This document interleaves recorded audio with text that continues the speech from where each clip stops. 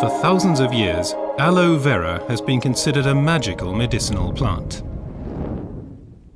Even the Aztecs used it as a miracle drug to treat many diseases. Traditional medicine appreciates its detoxification, purging, acid neutralization, and fat reduction.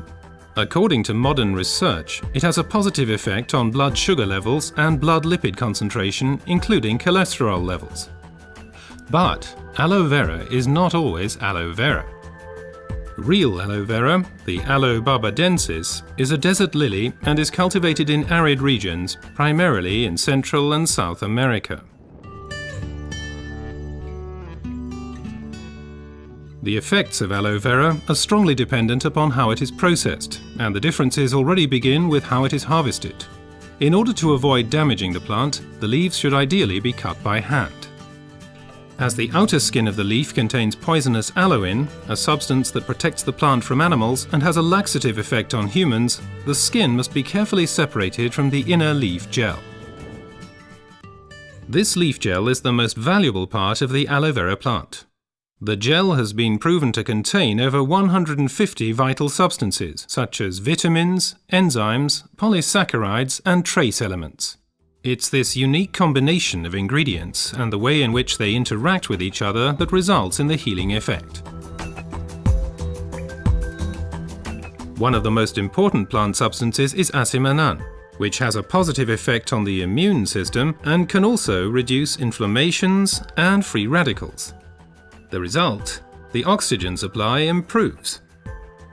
Let's take a closer look at this fact. Blood is supplied with oxygen in the lungs and then transports it via the blood vessels into the cells. The large blood vessels branch out, becoming smaller and smaller, until they turn into tiny capillaries. Capillaries, by the way, are the smallest blood vessels. This is where the oxygen passes over from the blood vessels into the cells.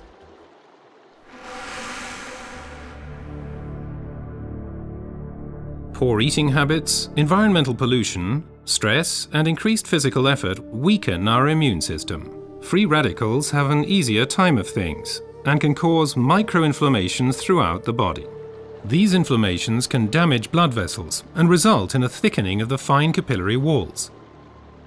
This swelling constricts the flow of blood, slowing down the blood cells on their way through the capillaries, which, as a result, impedes the oxygen supply. And it's here that the aloe vera acts. It reduces the swelling on the capillary walls. The blood cells can flow faster again, and the oxygen supply is improved. Furthermore, toxins and impurities are removed more quickly. The latest studies have revealed that other natural substances can improve the effects of aloe vera even further. These substances primarily include silicon, but they also include evening primrose and alkaline minerals. But first, let's look at silicon a bit more closely. For our bodies, silicon is life essential and a structure-building element. We already know it as quartz sand, as it occurs in stones and cement.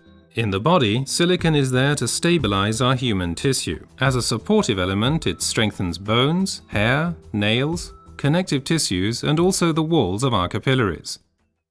As we grow older, the capillary walls have a tendency to lose their form and resilience.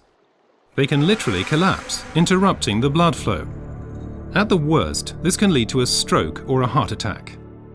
Silicon strengthens and supports the capillary walls, thereby keeping the bloodstream open. As a result, the erythrocytes can now supply the cells with oxygen more efficiently.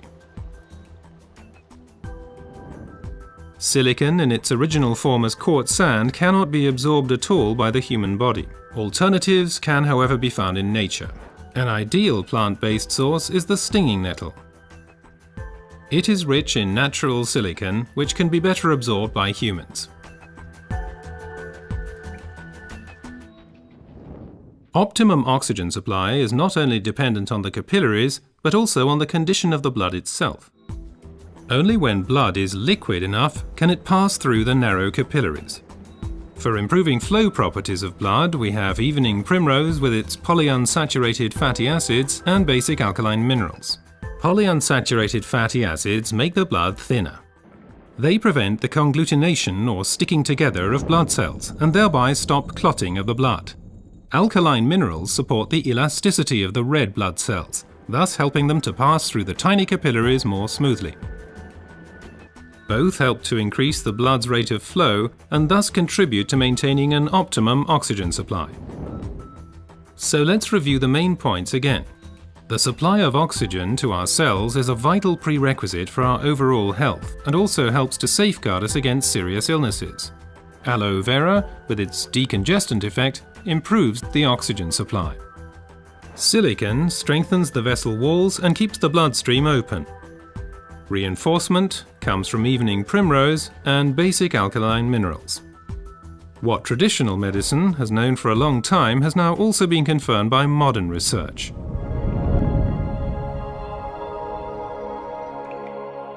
Aloe vera improves your oxygen supply and therefore your general health. Because oxygen means life. Place your trust in Aloe vera.